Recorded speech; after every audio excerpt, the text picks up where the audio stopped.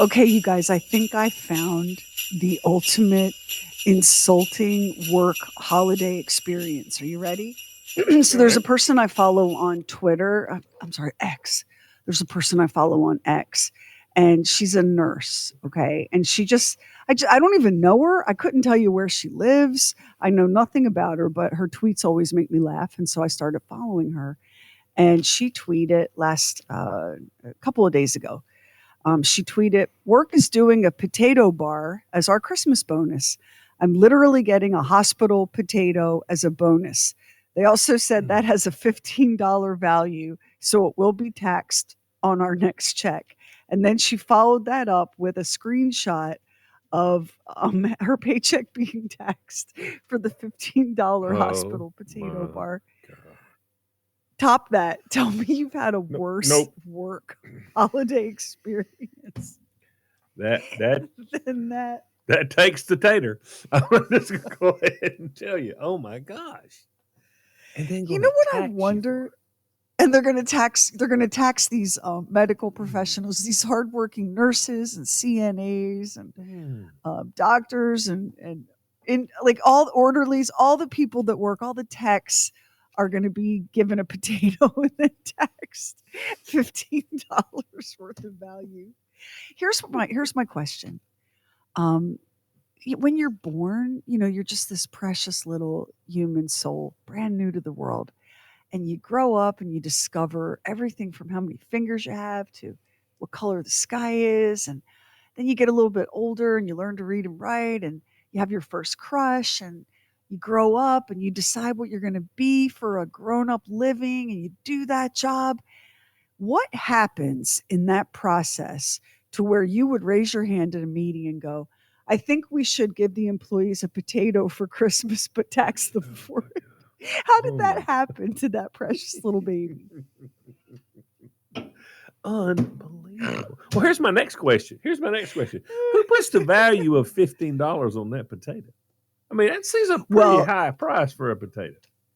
well, it's a potato bar, and Ah, so you got the shredded, fixins. You got the yeah, fixins. shredded cheese doesn't Chives. fall from the Chives. sky like rain, Yeah, that's Mister. right. That's right. That's right. Yeah, chives. I forgot about chives. Oh my God. So, Lamar, when you enjoyed your prior career in the fast-paced and exciting world of beer distributorships, Yes. did you go to meetings where these kinds of things will be debated and discussed? Like, can you actually recall a moment where you witnessed other human beings come to the idea that we should give a nurse a potato and then tax her for it?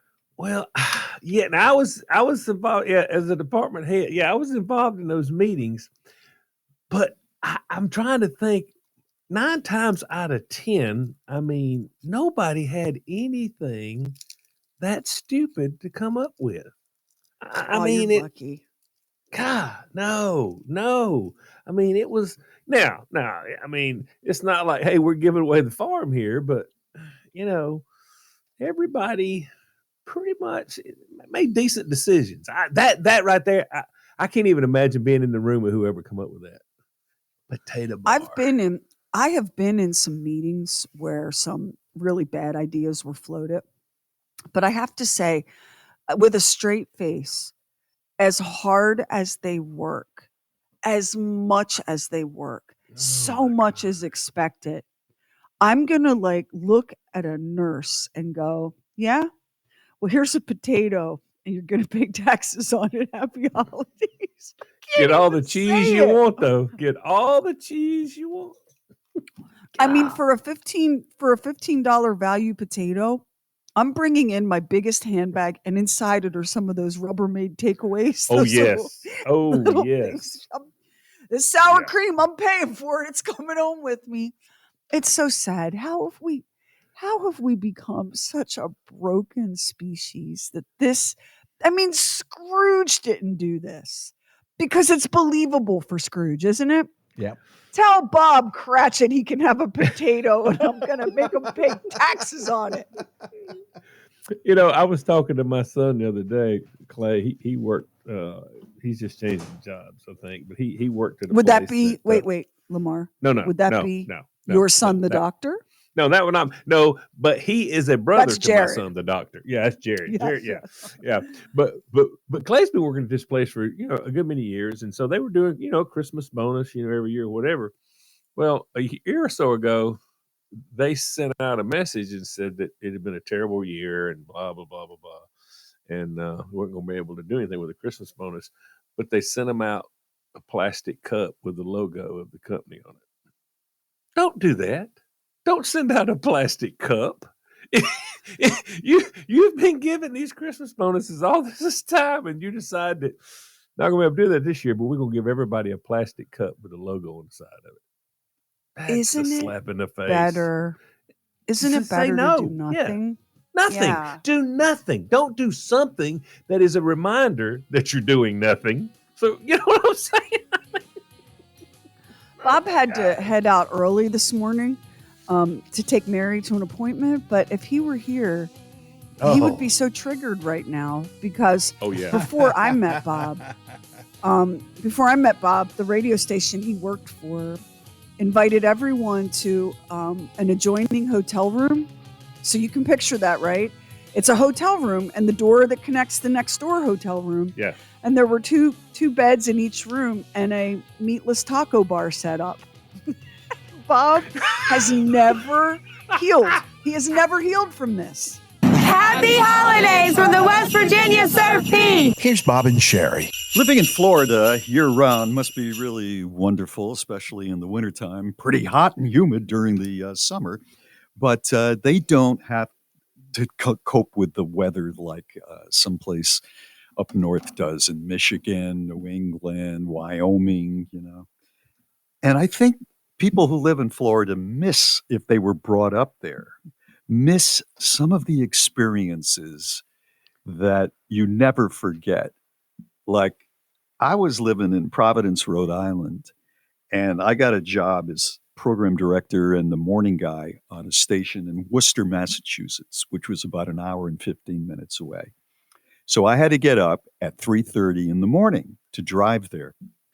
And I don't know if it was back then, the winters were more snowy, more icy, harder to get through, but there were a lot of snowstorms that I had to contend with at 3:30 in the morning.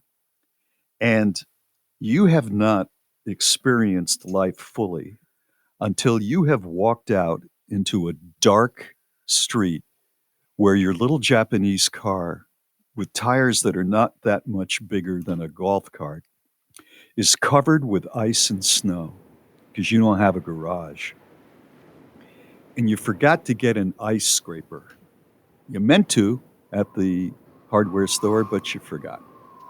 So you got to tread back into the house and get a wooden spoon or a blunt knife and get on out there. And you turn the car on, you put the heater, on the windshield on high, but that's ice. And that takes a while to melt, and you don't have a while. You've got just enough time to make it to that workplace. And so you take that knife, you knock the snow off of it, and now you're dealing with just the ice. And you start scraping slowly so you can see. But you don't want to, it takes too long to do the whole thing. And you don't want to, mess up your windshield. So you make a place to see that's about the size of a pack of cigarettes. And off you go. And you're driving, there's no traffic at 3:45, but there could be.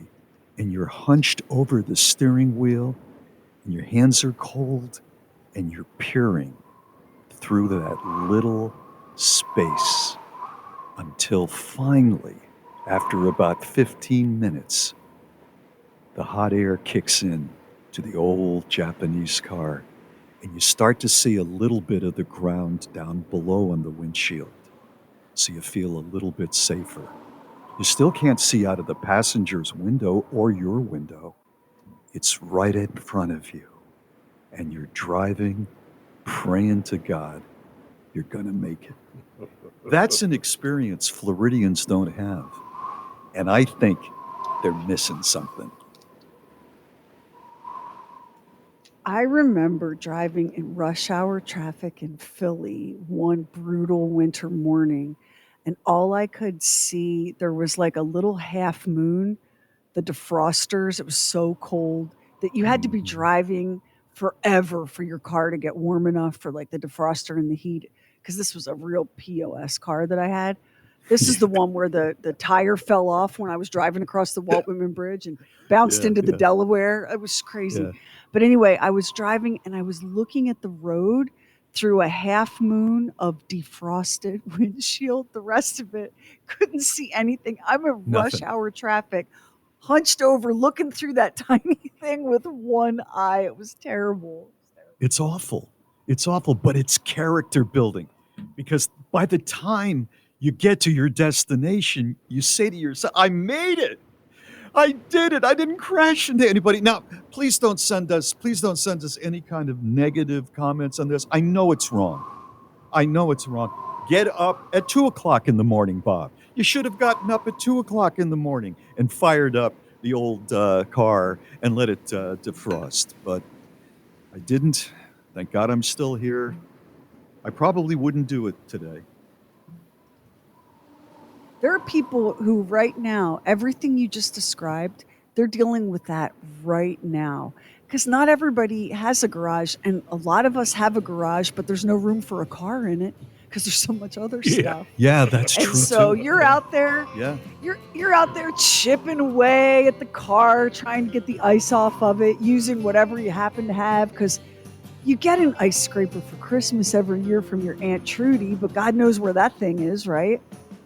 I mean, right now, there are people doing that, unless they're really smart and live in Bemidji and have those plug-in car warmer things that they Yeah, turn on yeah, at night yeah. before they go to bed. Oh, Yeah. I would have liked that.